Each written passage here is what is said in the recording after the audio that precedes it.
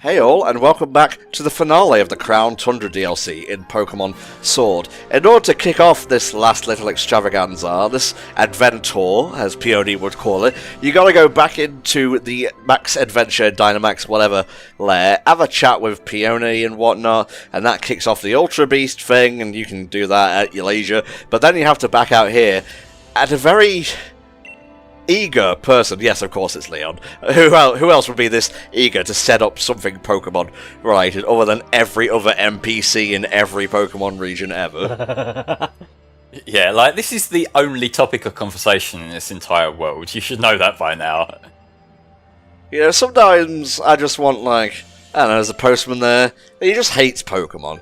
He's like, there's always a fucking Growlithe, like, spewing fire at me when I'm trying to deliver a PS5 and whatnot. We look wonderful. But yes, Peony is in there, and one thing you can do if you want is you can have a rematch with him and he gets a new team of 5 Pokemon. They're all steel types still, so if you've got a fire type or a fighting type, you win. But still, like, if you just want something extra to do, that's something that you can do in there. Oh yeah. I wasn't even aware that he got a new team, otherwise I would have shown it off. I'm going to look up what he does.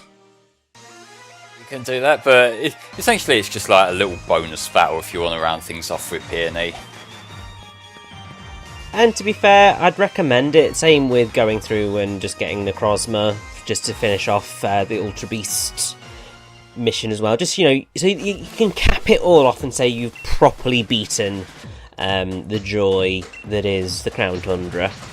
Alright, his rematch team is Perzerker, level 74, Bronzong, 73, Scizor, 73, Aggron, 74, and Copperaja, 74. Not a bad Steel-type team, honestly.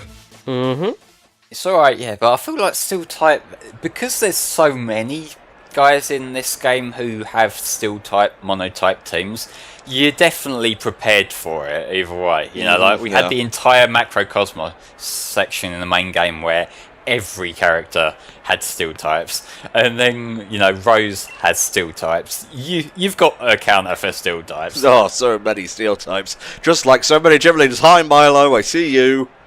It's hard not to with that hat. Yeah, you look just like a Regirock, I'm just saying.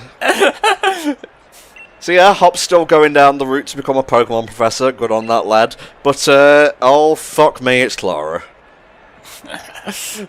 Yeah, well, I mean, at least she comes back, or obviously if it's Shield and you get Avery, kind of comes back in at the end of this so that it ties both bits of DLC together, which is quite nice, because they could have just, you know, completely forgotten their whole arc. But yes, Clara finally became a gym leader. I mean, it's minor league rather than major league, but still. I'm really sad that the whole minor and major league thing didn't factor into the final thing, because there was a rumour going around that you could do both the minor and major leagues. I think if they were ever to make a Sword and Shield 2, that maybe you work your way up through the major league, and there becomes a thing where you, like, lose really badly in some regard. I don't know how you'd pull it off, like, story-wise or gameplay-wise, but you go back down to the minor league, and then you have to work your way back up, and you don't have to redo the major league, you just go straight to, like, the league from that point. See, I feel like there is some sequel bait in Sword and Shield, like some stuff left over. We got that. We got setting Hop and Sonya up and whatnot, and I feel like if they were going to do that, chances are the gym leaders you fight would have been, like, promoted minor league gym leaders. I feel like that's how they'd probably contextualise having new gyms to fight. I kind of feel like I wouldn't be opposed to a Sword and Shield 2. I don't know whether they do that. It might actually be beneficial if they do, given they could reuse a lot of assets and actually focus on story this time around. I don't know, like, it's one of the things with the Pokemon series over the last couple of generations or so, they've broken so many of their conventions, it's hard to know what's coming next. Like with X and Y, I feel this gen would really benefit from sequels. Like, we know we were going to get Z or whatever, or Grey or whatever you want to call it, and they just kind of skipped over it, which is a real shame, because if there's any gen that needed, like, a sequel to flesh stuff out, it would be Gen 6. I would say that Gen 6, like X and Y, are more complete than Diamond and Pearl were, at least in terms of what they were aiming for. But like, I feel like a Pokemon Z would have helped a lot of things. And Yeah. I know there's been some stuff leaked that suggests that they were working on that, and then it got pushed out of the way for Sun and Moon or whatever. I don't know how much I buy into that, given it could have just been placeholders for the sake of placeholders. But yeah, I kind of wouldn't be opposed to seeing that, although we're clearly not going to now. Yeah, it's a shame. Anywho, the Galarian Star Tournament, the very thing advertised in the final episode of Pokemon Twilight Wings. It's a massive knockout, multi-partner battle tournament, whatever, royale, and you only get 2 partners to choose from to start with, but as you successfully rack up more and more wins, more Ghiblies and whatnot become available for you to choose as your partner, which is really cool, because there's certain combos that even have unique dialogue and interact with each other and whatnot, and it's a pretty cool way of them expanding upon these characters like personalities and whatnot, I feel. That's something that they've been getting quite good at with the Pokemon series as a whole recently, in that they're trying to develop personalities for the trainers beyond just the surface level thing, and this kind of goes with what they're doing with Pokemon Masters as well, in the fact that there's a lot of interactions between the trainers themselves, which, like, I don't like the fact that a lot of that is tied off to a shitty mobile phone game. Yeah. But it's better than nothing. Like, I would like to see more stuff like that in the main series games, and if we are in this situation where, you know, they've got strange resources, that's something that they could do for free. Not this time. I gotta go with my boy Hop. No offense, Marnie, but Hop's been with me since the beginning. You've been there since... when did we meet her? The Fire City? Yeah, just around them. Like, it was at the opening, like, ceremony for the gyms which took place in Motorstoke.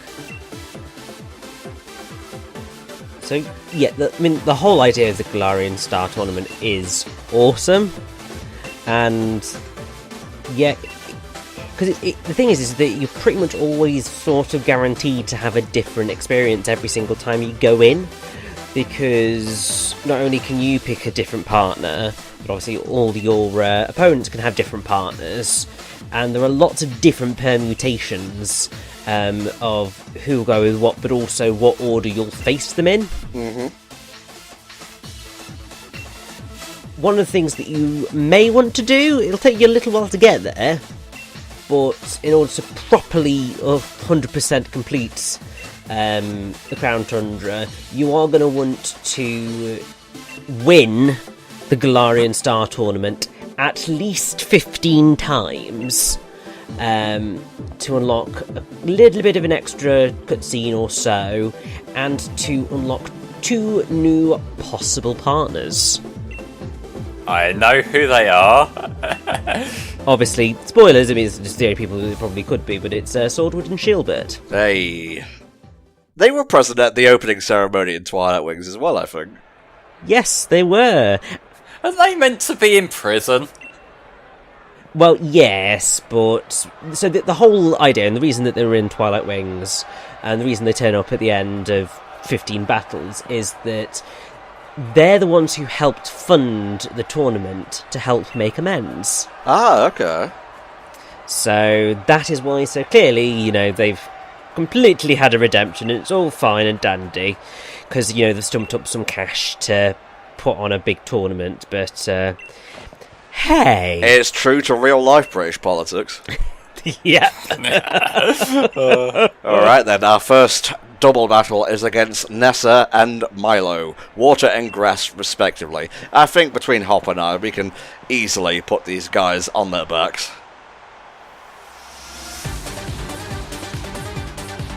Hop will always come out with his frickin' double. Yes, he will. That's one thing I like about him. He's predictable in that way. Yeah, but that said, he does have the legendary, obviously either Zamazenta or Zacian, and he does also have his starter Gigantamax in here as well. So that is pretty cool. the rest of them, there are the odd version differences with the Pokemon choices. So Milo will either have a Shiftry or a Ludicolo, depending on version. And then I'm actually just going through and seeing if there are any others that are similar in that sense, and it doesn't look like it. Okay. The other one who is different, or has a slight difference in their team, is Mustard, who you can actually fight here, who will have, I think, the other version Urshifu to what you picked. So the same as obviously what you fought at the end of the Isle of Armor. As for the Star Tournament itself, I guess its closest comparison or counterpart would be the Pokemon World Tournament from Gen 5, which I was a big fan of. It brought together all the past champions and big trainers and whatnot. You don't quite get to that level of grandeur here, but this is a really cool thing to have. I'm not sure if it was worth the DLC entry price to get it in the game, but it's a cool feature and it does add a lot to like the personality of these trainers. Oh yeah. I like that it focuses on multi-battles as well, because it's just a bit of a change of pace to like the regular league stuff. I kinda would like to see maybe more double battles in the main games going forward, because that's something I liked about this game, the fact that the final gym battle was a double battle, because that kind of changes up the just like the strategy that you gotta use. It kind of gives a bit of variety. So I would like to see a bit more of a focus on that. Not all the time like Colosseum and XD do, but maybe just having a few more thrown in here and there for notable battles. That would be neat. Alright, let's give him a little bit of max airstream. Oh no, we can just do the fire thing, that's fine. Why, Tom? Why would you not use a super effective move? Is the gold weighing you down, boy? You look fancy, you ain't got to be smart too. Nah, that's true. Can you imagine how fearsome a person with two of those attributes together at the same time would be? They would be unto a god. But also, you know, we shall become as gods. Indeed. Indeed. Near reference. Please don't leave me hanging, Richie, for fuck's sake, Jesus. Oh, sorry, I just completely blanked out there for no good reason. You were thinking of two-piece butt, weren't you? No, I was definitely not thinking of 2B's butt, although it's a very good butt. Is this the closest we're gonna get to horny on main Richie? I think so. Most likely, because, well, I mean, good on that double. Yes. Completely changing the subject, but Hop actually did something, and I'm probably going to die with the next attack here, but I did my part, and that's all that matters. I came in here very unprepared, by the way. I wasn't even going to include the Star Tournament to begin with. The birds were going to be our finale, but I figured this is cool enough to show off, and I want to like end on a kind of epic. No, not that the birds aren't epic, but this is a step or two above that on the scale. Yeah, it's a decent conclusion. I was quite lucky by this time in the fact that I'm quite stubborn with my teams, and I don't really change much. Like, the only real additions I'd had to my team over the course of the Crown Tundra was that I caught a Dragonite. Other than that, all the Pokemon I've been using since at least the Isle of Armor. So I was at... all my Pokemon were decently levelled to come here. I can see that you've got the freshly caught Regis, which are still the level you caught them at. So, you know, you kind of don't have that bit of training behind them. Yeah, which definitely was not the smartest move you could have made. Well, I'm not known for my smart moves, Richie. I'm known for my impulsiveness. Yes, but I think when I decided to come into it, I only ended up switching out one Pokemon, and that was to bring in Calyrex. Because I just thought, well, you know, he's the king of Galar, so, well, sort of. So, you know, I'm gonna bring him in, and he's gonna be an absolute badass. And to be fair, he was. Thank you for buffing your defense even more, Zamazenta. I'm sure you need that. Well, he's got to have all the defense points, mate. I will have none of them. He needs all of them. God, Zamazenta got shafted so hard compared to Zacian. Zacian is like better in so many ways. Yeah, and nowhere is this more obvious than when you actually face Hop in the post game and you just destroy Zamazenta.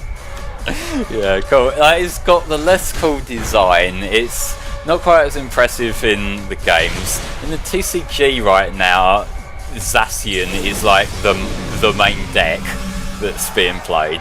You know, like, you don't stand a fucking chance. Yeah, let's finish off Toxapex, and that should be it.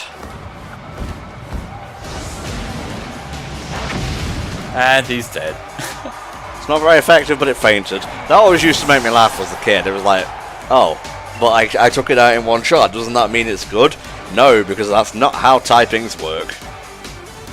Oh, I forgot about Golisopod, and I think she's still got a third Pokemon as well. Yes, she does, because she will have her Dreadnought. Oh, right. Or on a football pitch, have a football.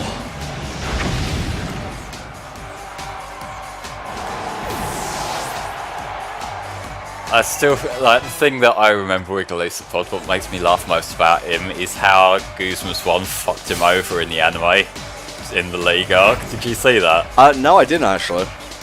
Oh, basically, like, Ash's Torracat used a fire move on it, and it did its thing where it retreated quickly and threw out Scissor in its place. So Scissor just went down in one hit because Golisopod's a pussy. Who did he lose to in the end? Oh, that was Gladion. Ah, okay. Oh, no, actually, no, because he beat Gladion in the end, didn't he? I don't know why you're asking me. I haven't fucking seen it. No, I was losing track of what was what, because it was Ash who beat Gladion in the final one. I don't know who, like, Guzma lost to. I think that might have been Ash overall. Let's have a look, see if the internet can give us a quick answer.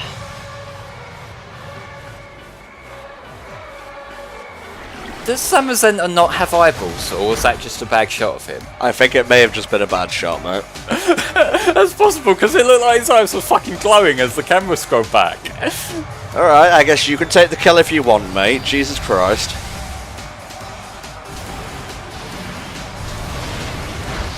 Yeah, I'm helping.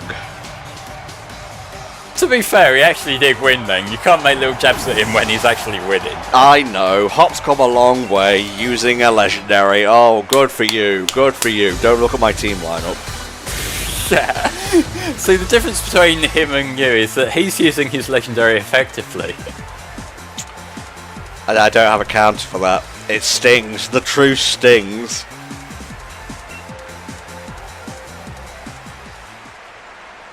You got us that information yet, Rich? I found it. I'm just sort of reading so that I can actually figure out what the hell's going on. I'm having to go through information. From the looks of things, yeah, it is Ash who beats Guzma. So that's your lot. I mean, that works out fine, doesn't it? So Ash beats Guzma, Gladion must beat then Kiawe, and then Ash beats Gladion and wins the trophy. Which is not quite as impressive as if he won one of the earlier, more established league arcs that they had, but you know, it's Ash. After so long, he's got to take what he can get. Alright, round 2. Let's see if we can't sweep with Calyrex here, and judging by the fact there's only about 7 minutes left, I think that's a safe assumption. Basically, yeah. Like, now you're using the legendary up front, so you can't bitch at Hop anymore. I wasn't bitching at Hop, I was just being snide. Same fucking difference. Ronaldo and B, together at last. I know his name's Gordy, don't question me. I wasn't questioning you, I was just cringing. Well, you're the embodiment of cringe anyway, so I suppose that makes sense. I mean, I was just about to make a comment about B's feet, so yeah, you're probably right. Indeed, indeed. No, I think we can take these two lightly. One's a rock trainer, one's a fighting type trainer. We have legendaries on both our teams, we are going to fucking win. Yeah, I mean, Calyrex should be part ice now, I believe. But other than that, yeah, we're doing pretty good here. We have a psychic type against a fighting type trainer. We'll be fine. Yeah. Right, we got Shuckle, the most defensive Pokemon ever, and we got Hawlucha. I love Hawlucha so much. He's one of my favourite Gen 6 Pokemon. I like him that much. Also, Tom, you said that Calyrex was going to be part Ice. No, it'd be part Ghost because it's the Spirit Rider version rather than the Ice Rider version. But sorry, mate, I was thinking of my Shield run of the Star Tournament. that's what I thought was probably the case, but still.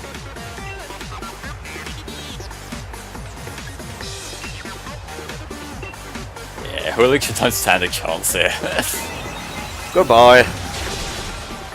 I mean, basically, yeah, the entirety of this fight is just going to be Calyrex just completely wrecking things because of that wondrous Grim Neigh. It's a nightmare when it's against you, but the second it's on your side, just keep powering up, so that Psychic is going to be, like, ultra powerful, and also, you know, when you eventually, I'm assuming, decide to use Astral Barrage on Gordy's Pokemon, it's going to just wreck them as well, so all around, absolutely going to smash. It's the boys! Phalanx is cool. I said this when we first encountered him, but he is a really fucking strong Do you have design. any other comments other than this Pokemon good, Flame? No, I don't, because there's so many good Pokemon. Ask them to make more shit ones if you want different commentary. Okay, well, let's bring Gen 4 back into the mix, shall we? Look, alright, some of those were okay. I like the extra evolutions of the more contagious ones, but I like Electivire, I like Rhyperior. You know. Magnezone is pretty bae. Oh my god. Hop? I swear to god, if you've used that fucking takedown again. Yeah, he just spent the last turn buffing his defense as well. Like, was he expecting to kill himself there? Who knows, mate. Anyway, it's Bee's Ace, the Machamp, which we faced back in her gym fight. So I think it's time to get a little bit of unique Dynamaxing going here. And like we mentioned in an earlier part, Calyrex is quite unique with its particular aura. It is, yeah. I am loving that in this fight, what's his face, the rock guy, is still on his first Pokemon. Well, the thing is, it's what seems to happen. Also, there is the wondrous blue Dynamax aura that Calyrex gets, which is amazing, and I am so here for it. Although, obviously, you've got the red Storm and the red Ground, so it's not quite fully blue, but still. But yeah, the way that the battles tend to work is because you've probably thrown out a Pokemon that is super effective against one type. Therefore, you're going to sweep that type first, and then you're going to switch to another type and sweep that one. And that's basically the standard approach to these battles. It is a bit unbalanced in the sense that you can bring in your full team of 6 when everyone else only has 3 Pokemon. Now, I've seen that held against this mode in some parts, which I do sort of get, you know, like, it is easy to sweep this, but still, you know, like, if you want a self-imposed challenge, just give yourself a self-imposed challenge. It would be interesting if it had like a hardcore mode or a hardcore set of rules, like if a Pokemon faints it's gone, but if it is like hanging on by a thread you can heal it between rounds but you can't use revives and so on. I'm kind of surprised they haven't adopted some of the more common fan-made challenge attempts, like, as official features in the game, because, like, other than having shift or set, there's not really any, like, variables in the game, really, is there? Oh, hi, Sandstream. Lovely, my old friend.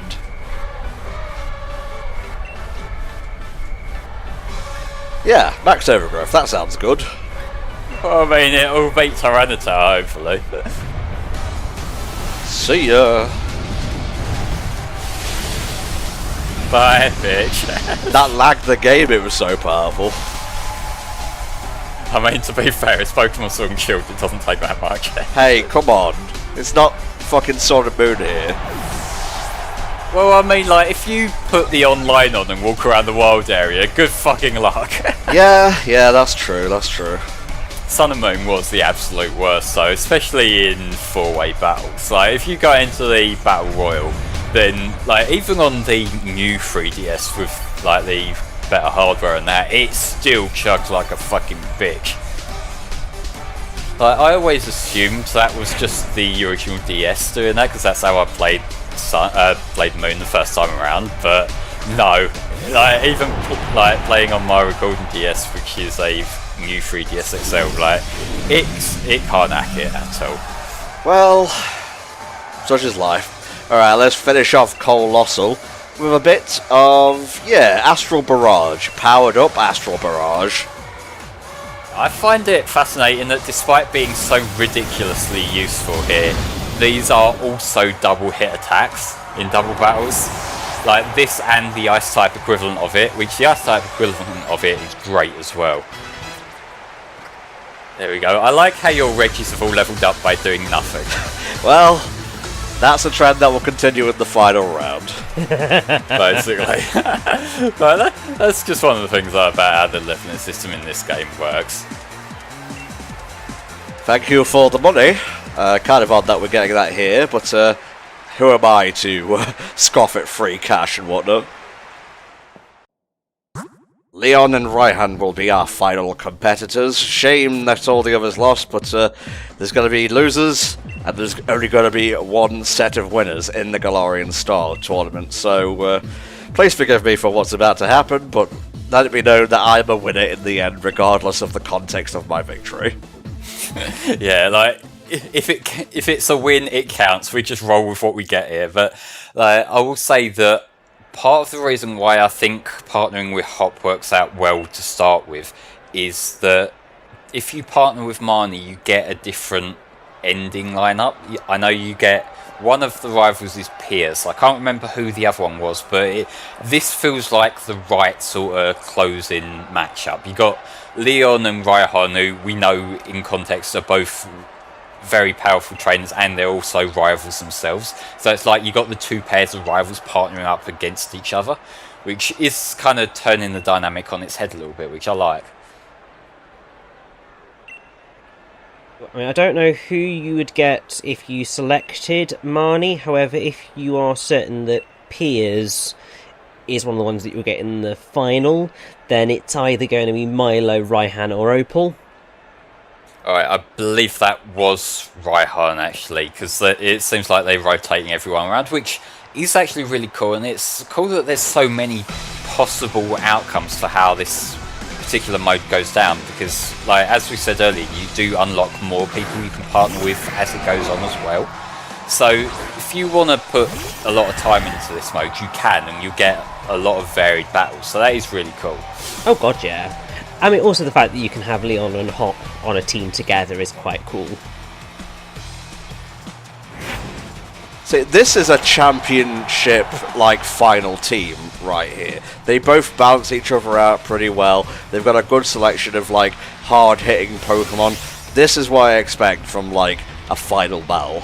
Pretty much, yeah. And the fact that Raihan is going to be doing his weather effects thing as well, and then you see, like, Leon is leading with the Ice Slash, which is immune to Sandstorm.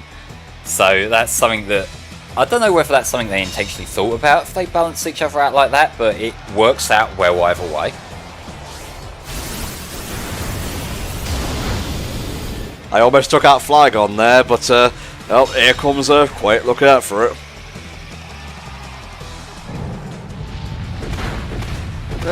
I've had worse. Double Wall's gonna hurt itself anyway, even though it's just taking the big hit. Well, that's one Flygon down. Probably the weakest of Raihan's lot. Oh god, his ace. Not a fan of his ace.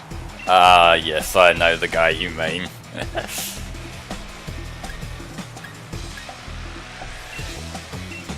Do we need Hyper Beam? We do. Every Reggie needs a Hyper Beam. Or can it really be truly called a Reggie? But Hyper Beam's one of the more inefficient attacks. I don't care. It does a lot of damage and it has a great animation. Like, if you get to use it as your final hit, then it's a cool spectacle thing. I'll give you that, to be fair. Like the same with the different elemental variants of it that you can give to starters as well. Like, I know there's Frenzy Plant, Blast Burn, and whatever the water type one is that I can't remember. But they usually have someone set, like an NPC, who can teach you that.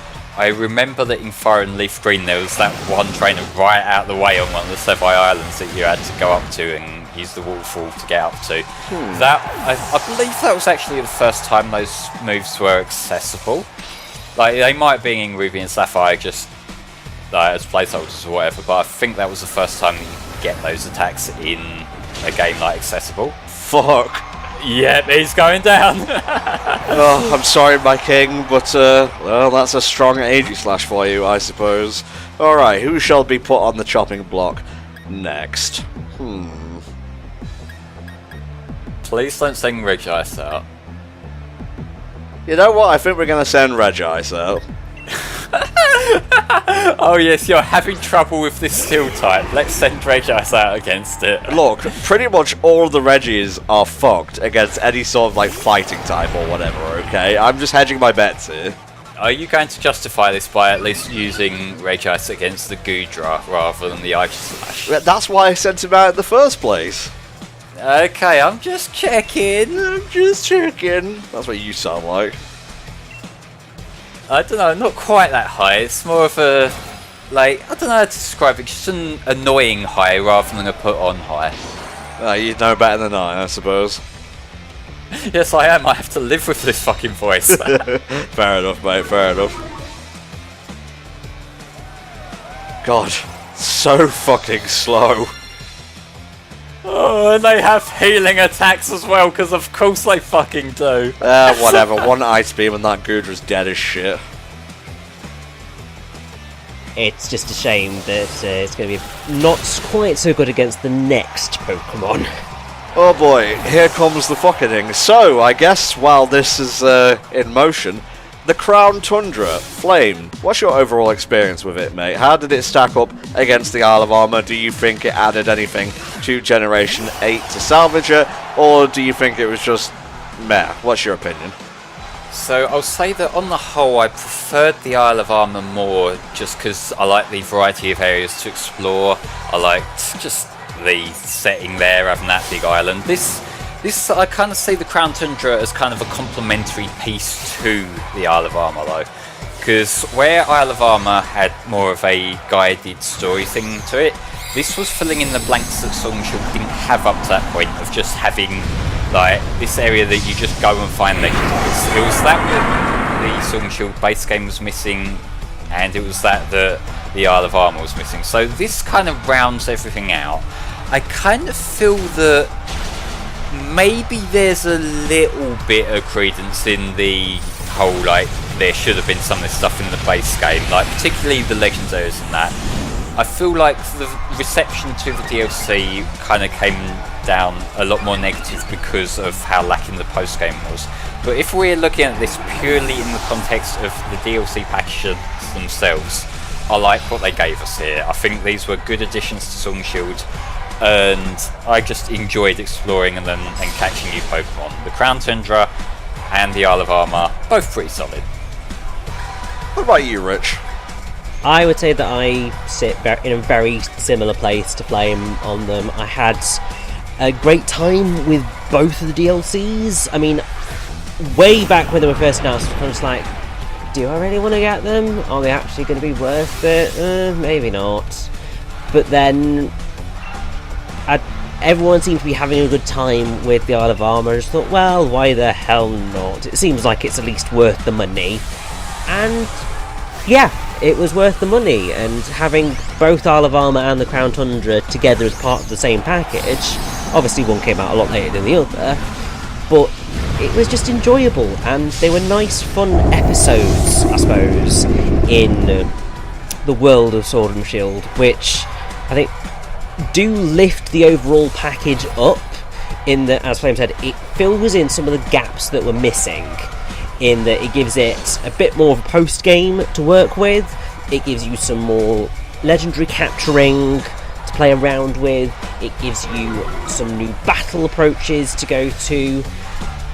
So it does a lot, and also for those people who were, just ridiculously pissed off about there not being all the Pokemon in it initially, it's put the majority of them back in.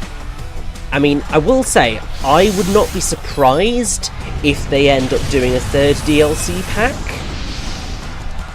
And the only reason I say this is because if you look at the partner slot on the Star Tournament, there's space for 3 more partners. So you've got that, you've also got the mystery of whatever the hell happened with Victini. It just opens up the possibility that could happen. I'd be down for it if it did. Equally, I'd be perfectly fine if they didn't and we just get, the announcement of the next Pokemon game, whatever that may be. Can you imagine if, the third place was the Battle Frontier? I mean, I think that would be pretty awesome. Be horrific, because the Battle Frontiers are pretty much the one bits of my Pokemon games that I've never finished because they were just always a nightmare to beat. But if they made a more beatable version of the Battle Frontier, I would be down for it. The Pokemon Sword and Shield post-game project is in development, though. I'm seething. Fucking... No, we can't do Emerald things in this Ruby and Sapphire remake because it wasn't in Ruby and Sapphire to begin with. Alright, I will say I like Omega Ruby and Alpha Sapphire a lot, but I do kind of get where that criticism comes from, particularly in terms of the story, in that, having one ally team and one enemy team rather than 2 enemy teams with competing ideas, it's not quite the same, I feel like Emerald did that a lot better. Right, my conclusion for the Crown Tundra. I feel like we've come off as a little bit negative towards the second DLC, and that wasn't really the intention. We were just a bit more analytical this time around. Because obviously you have, the honeymoon period with, it's brand new DLC. We get to go to, a new area that's really wide and open and winding, and look, there's all these rare Pokemon walking about and whatnot. There's a kooky old man with a cute little bear Pokemon, and he gives it to you and whatnot. But, there's not really that personal touch beyond Peony and his daughter in the Crown Tundra. It's a lot more lonely an experience, and I suppose that fits into the whole explorative vibe. But I feel like between the 2 areas, the Isle of Armor is my favourite to explore around. That doesn't make the Crown Tundra a boring place, far from it. I just much prefer, going over the Isle of Armor, going around the ocean areas, going through caves and whatnot, and I don't know.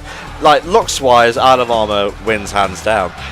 Gameplay-wise, I would say the Crown Tundra wins handily, because you have the quests, you have the Dynamax adventures, you have the Galarian Star Tournament and whatnot, which isn't really tied to the Crown Tundra, but comes with it, per se. So, if I had to rank them both, I would say the Crown Tundra just edges out the Isle of Armor, but both together, they definitely bump up Pokemon Sword and Shield as an experience for me, and if this is a sign of things to come, great. If it's just a fluke, well, Game Freak's disappointed me before, I suppose, so it doesn't really matter. I feel like one thing that maybe kind of works against these packs is the fact that it was split into 2 packs, and so when I say that they're complementary pieces to each other, that is very much true in the bigger picture. I feel like maybe if you're missing a bit of the more story-driven stuff from Isle of Armor here, that wouldn't be quite as noticeable, but then with how these are developed, it had to be split, otherwise we would have ended up with another rush job, so I can't hold that against them in a way. Yeah, I agree. You really gotta stop pulling meteors down from the sky, it's annoying. But it's working though, so why would he stop? Jesus Christ. Also, I love when Max Mofo does his Pokemon LPs, because every time Draco Meteor happens, he puts Draco Malfoy's head on the meteors. Hop, could you possibly use something a bit more effective? I'll take a neutral attack against it, please. Does that raise my defense? Yes, you keep doing that. I'm going for a burn here, by the way. Well, whatever, it's dead. Fuck him. It did the job. Everyone gets EXP, except the ones who are dead. It used it against Raihan. Oh no, Raihan's dead. Here's the ace. It's your favourite flame and mine, to be fair. Yes, I love him so much. Like, I've actually been getting into collecting Charizard cards in particular recently, and like, I will say it's quite that's independent of the fact that the market for that has blown up, which has been quite inconvenient with how much some of these cards are costing now. So, you know, I'm having to settle for just the affordable ones, the ones that aren't ridiculously expensive. But, you know, they've got a big fire dragon on them and they're shiny, so I'm very happy regardless. So I guess we could have a little bit of a discussion about what's on the horizon right now. And in that regard, I don't know what's going to happen in 2021. There's been rumours of like Diamond and Pearl remakes, but there's rumours of those every other month, so who knows how that will pan out. Pokemon Cafe Mix is still a thing, Snap 2 is still to come, which I'm very much looking forward to, and you will definitely be getting an LP of that on the channel, maybe with a redo of Snap 1 as a prelude to it, who knows. But yeah, I'm just taking things as they come right now, really. See, I would like, in a way, to get Diamond and Pearl remakes. I just need the confidence that they can be done well. And that is something that I've been thinking about more and more as it gets talked about, in that Diamond and Pearl, for all their problems, pacing and all the technical bollocks and that, they were very ambitious games. They were made to be the biggest adventure that Pokemon had up to that point, and that's proof. Like, there's proof of that in the region and the story and all that.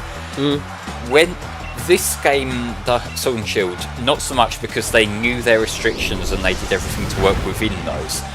I worry that if we get Diamond and Pearl remakes made in this kind of environment, I feel like a lot of people who really like Diamond and Pearl might be let down by it because it wouldn't be able to capture that same ambitious nature.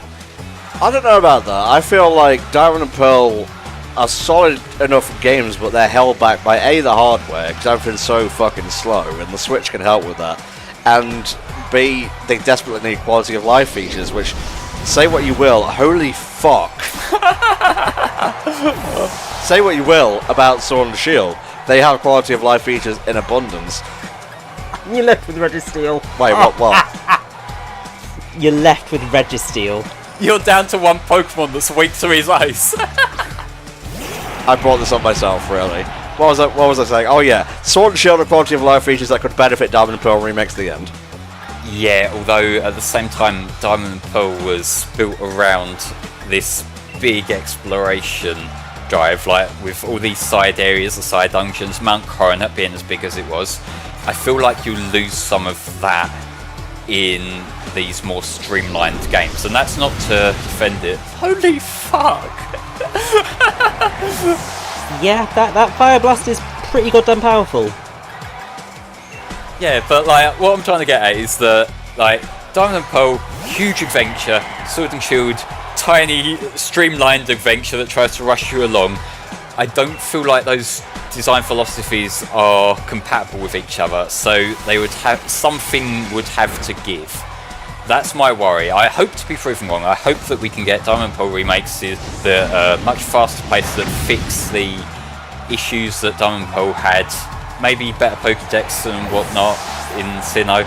You know, I want great Diamond and Pearl remakes. I'm just a bit scared we might not get them. And it ends as it began, with our starter Pokemon. Nice, I love that. It's always very fitting when that happens. Is that hat ever coming back down? Nope. I think he got caught in a Talonflame, honestly. Yeah, it's his hat now. There we go, it's back on. As is the cape. Yeah, that's the point. It's fucking Doctor Strange's cape, don't think anything of it. No, he's just got like 20 more of them in his pocket. There we go. Very nice, very nice. So yeah, Galarian Star Tournament, very good addition to the series, I think. Not as hype as the Pokemon World Tournament in Gen 5, but still pretty cool. And as we have mentioned multiple times, the more times you come in, the more partners you'll unlock. So it's a good place to grind as well, should you need to. Definitely. Yay, I'm here. So, do you realise where you are? You're not in the Arctic. No. Yeah, look at that crowd. They're so moved. Well, I mean, at least they're actually animating unlike the fucking Olympus Coliseum. This is true. It's like, this is why I come here. The people, the action. Oh, wait, no, that was Agrabah in Kingdom Hearts 2. Never mind. Oh, he's giving the DreamWorks smile. Yes, it will continue. Capitalism ho! Capitalism ho!